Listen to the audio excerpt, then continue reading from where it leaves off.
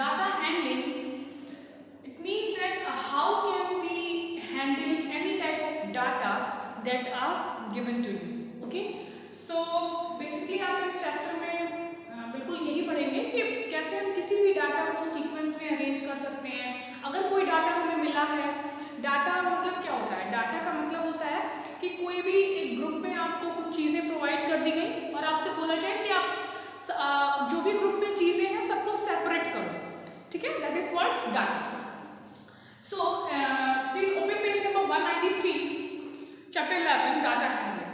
So as you can see, here is a picture in your book, and in this picture there is a ground. Okay, there is a ground and some students are playing in the ground. Okay, यही आपकी जो book में figure दी गई है उसमें क्या है कि एक ग्राउंड बना हुआ है, उसमें बहुत सारे बच्चे हैं और वो बच्चे खेल रहे हैं, ठीक है। सो आपको यहाँ पे कुछ क्वेश्चंस हैं, उनके आंसर देने हैं पहले, ठीक है। So as you can see, how many girls are there in the park. अब क्या पूछा है, ये पिक्चर दिया हुआ है और इसमें पूछा है कि कितनी गर्ल्स पार्क में हैं। तो अब आप काउंट करो, फटाक से काउंट करो जल्दी, तो इसी टाइम काउंट करो और देखो तो कितने गर्ल्स हैं इसमें। सब साथ में लेट इट काउंट टुगेदर, ठीक है, साथ में काउंट करते हैं। सो 1 2 3 4 5 girls and 1 old lady also in the figure. एक बूढ़ी दादी भी है इसमें, ठीक है, तो हम उनको भी काउंट करेंगे। सो 5 girls and 1 the old lady, 6। Total number of girls are 6. 1 2 3 4 5 and then 6. So in the A1 the answer will be 6. Now the second question is the B1. How many boys are playing football? Boys जो हैं वो जो खेल रहे हैं, football खेल रहे हैं, वो कितने हैं? How many boys are there जो फुटबॉल खेल रहे हैं, ठीक है। आपको ये ध्यान देना है कि यहाँ पे सारे बॉयज के बारे में नहीं पूछा है, यहाँ पे सिर्फ पूछा है कि कितने बॉयज हैं जो फुटबॉल खेल रहे हैं, ठीक है। तो आप देखो इसमें फुटबॉल, एक छोटी सी जगह पे फुटबॉल दी हुई है और उसको कौन कौन खेल रहा है? 1 2 3 4 boys are playing football.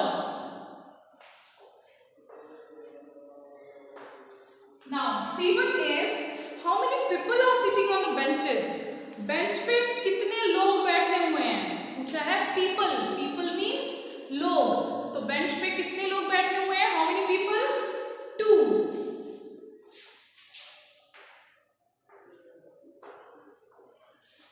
Now D is how many children are holding a balloon. कितने बच्चे जो हैं वो बलून होल्ड किए हुए हैं, यानी कि बलून लिए हुए हैं। 2 1 2 are holding a balloon.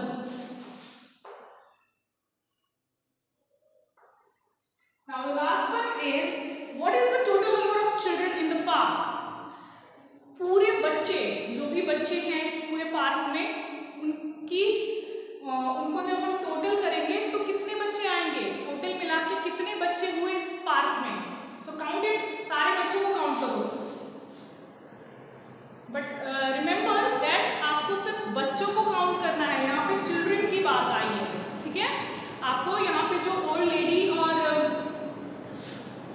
ये ग्रैंडफादर जो बैठे हैं इनको नहीं काउंट करना है, ठीक है, आपको सिर्फ बच्चों को काउंट करना है। So let's count it.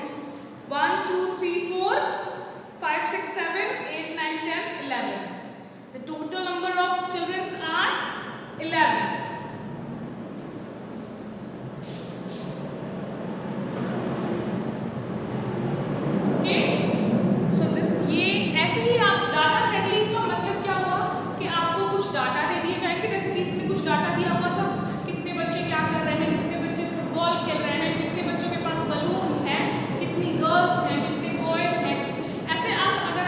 चीजें दे दी जाएंगी और आपको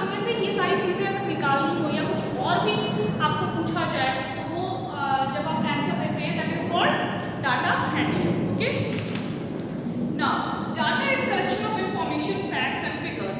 डाटा जो है वो फैक्ट्स फिगर्स का कलेक्शन है, ठीक है, इंफॉर्मेशन का कलेक्शन है। जैसे कि उसमें कुछ इंफॉर्मेशन दे दी जाती है। डाटा का मतलब क्या होता है, कुछ इंफॉर्मेशन दे दी गई, कुछ फैक्ट्स यानी कि कुछ सच्चाई दे दिया गया, कुछ फिगर्स उसमें दे दिए गए, नंबर्स दे दिए गए हैं, और आपको पता लगाना है कि वो कौन कौन से नंबर्स हैं, कौन कौन से फैक्ट्स हैं, कौन कौन से इंफॉर्मेशन उसमें दिए गए हैं। इसी को हम डाटा कहते हैं। When we arrange data in a systematic way we call it data handling. जब हम डाटा को सिस्टमैटिक वे में अरेंज कर देते हैं, सिस्टमैटिक वे मतलब जैसे आपसे पूछा गया कि आपकी क्लास में अब आपको बताना है कि कितने बच्चों ने, मान लो आप हाउस ड्रेस में आए हो, ठीक है, तो आपको बताना है कि आप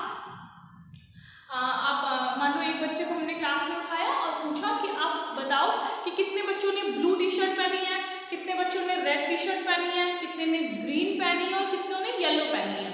तो अब आप काउंट करोगे, ठीक है, ब्लू वालों को एक तरफ काउंट करोगे, रेड वालों को एक तरफ काउंट करोगे, येलो वालों को एक तरफ काउंट करोगे और ग्रीन वालों को एक तरफ काउंट करोगे। तो जब आप ऐसे पूरा काउंट कर लोगे और आपको एक डाटा मिल जाएगा कि हाँ ब्लू वाले इतने थे, रेड वाले इतने थे, ग्रीन वाले इतने थे और येलो वाले इतने थे, तो इसी को हम डाटा कहते हैं। और जब हम सिस्टमैटिक वे में, जैसे अभी मैंने बताया कि सिस्टमैटिक वे में जब आप उसको एक साथ कर लेते हो, ठीक है, तो उसको हम डाटा हैंडलिंग कहते हैं, ठीक है। डाटा हैंडलिंग मतलब डाटा को हमने हैंडल कर लिया, understand.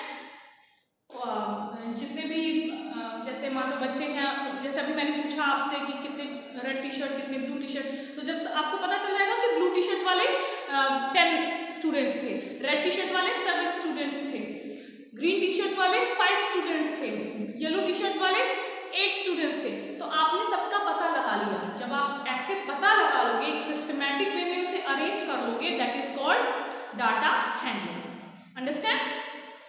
Now collect data, look at the given example. यहाँ पे कुछ एग्जांपल दिए हुए हैं, इससे आपको और अच्छे से समझ में आएगा।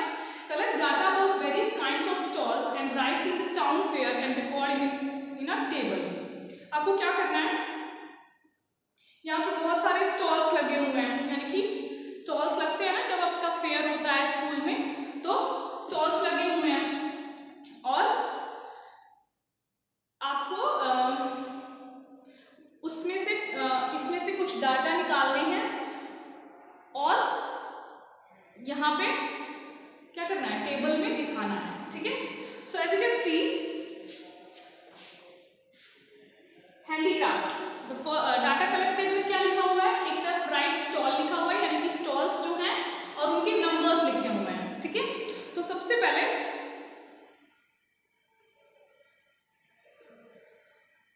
हमें क्या देखना है, सबसे पहले क्या लिखा हुआ है, हैंडीक्राफ्ट। हैंडीक्राफ्ट का मतलब क्या होता है, जो हम हाथों से चीजें बनाते हैं, ठीक है। तो हैंडीक्राफ्ट वाली चीजें कितनी हैं, 5 हैं। कितनी है टोटल, 5 हैं। कौन कौन सी हैं, जैसे कि आप देख सकते हो ये सारी चीजें हैंडीक्राफ्ट हैं, ये नंबर ऑफ हैंडीक्राफ्ट आर 5, ठीक है, यहाँ लिखा हुआ है। जॉय राइड्स, जॉय राइड्स मतलब जैसे हम लोग जैसे हम लोग राइड वगैरह करते हैं, किसी की सवारी करते हैं, तो वो कितनी है, 11। ये देखो जॉय राइड्स यानी कि झूले वगैरह आप कह सकते हो, या अगर वहाँ पे कोई ऐसा राइड कराने वाला हो किसी एनिमल पे तो आप वो भी कह सकते हो। तो जॉय राइड्स कितने हैं, 11, ठीक है। उसके बाद गेम्स, गेम्स कितने हैं टोटल, 7। ये गेम्स कितने दिए हुए हैं, 7 दिए हुए हैं। नाउ क्लोथ्स, क्लोथ्स कितने हैं, 10, number of clothes are 10। Now eateries, eateries यानी कि खाने की कौन कौन सी चीजें हैं, तो खाने की चीजें कितनी हैं, 14, total number of eateries are 14। And now last one is toys, खिलौने कितने हैं, 6, तो नंबर ऑफ 6, ठीक है। अब लास्ट में क्या हुआ था, then write in decreasing and increasing order. अब आपको क्या करना है कि उसको डिक्रीजिंग ऑर्डर में भी लिखना है और इंक्रीजिंग ऑर्डर में भी लिखना है। तो जैसे कि आप देख सकते हो यहाँ पे तो डाटा कलेक्शन का रिकॉर्ड बन गया। अब यहाँ पे डिक्रीजिंग ऑर्डर, डिक्रीजिंग ऑर्डर का मतलब क्या होता है, जब आप बड़े से छोटे की तरफ आते हो तो उसे हम डिक्रीजिंग ऑर्डर कहते हैं। क्या कहते हैं, डिक्रीजिंग ऑर्डर कहते हैं। तो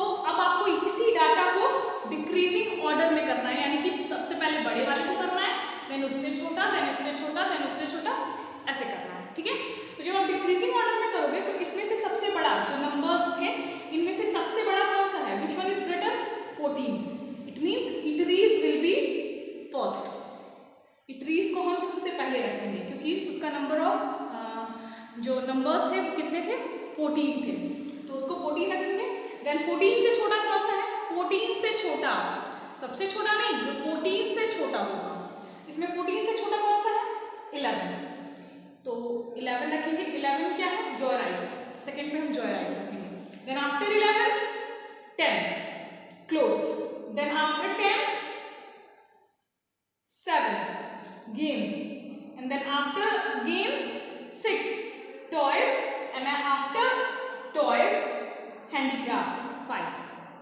अंडरस्टैंड। तो यहाँ पे हमारा डिक्रीजिंग ऑर्डर में अरेंज हो गया।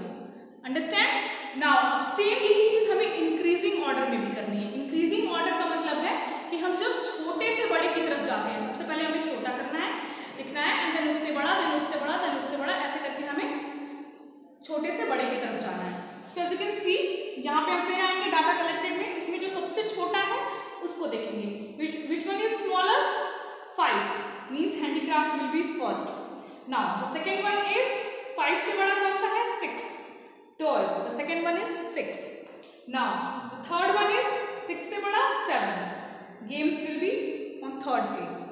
Now 7 से बड़ा 10 means the fourth one is clothes. Now after 10 के बाद क्या आएगा जो बड़ा होगा, 11 joyrides, and then after 11 के बाद क्या आएगा जो सबसे बड़ा है, 14 इटरीज। ओके, तो ऐसे ही आपको अगर कोई डाटा मिल जाए और आपसे पूछा जाए कि उसको इंक्रीजिंग ऑर्डर में या डिक्रीजिंग ऑर्डर में या उसके में उनमें कौन कौन सी चीज़ें हैं उसको निकालना है, तो कोई भी चीज़ें अगर आपको इन्फॉर्मेशन निकालनी हो या उसको कुछ जो भी बोला हो अगर आपको करना हो, that is called data collection data. Understand. तो ऐसे ही आपको यहाँ पे कुछ क्वेश्चंस दिए हुए हैं वो भी करना है, that we will do in our next part, वो हम अपने नेक्स्ट पार्ट में करेंगे। तब तक आप इसको समझिए, ठीक है। Will meet in the next video. Okay, till then take care, thank you.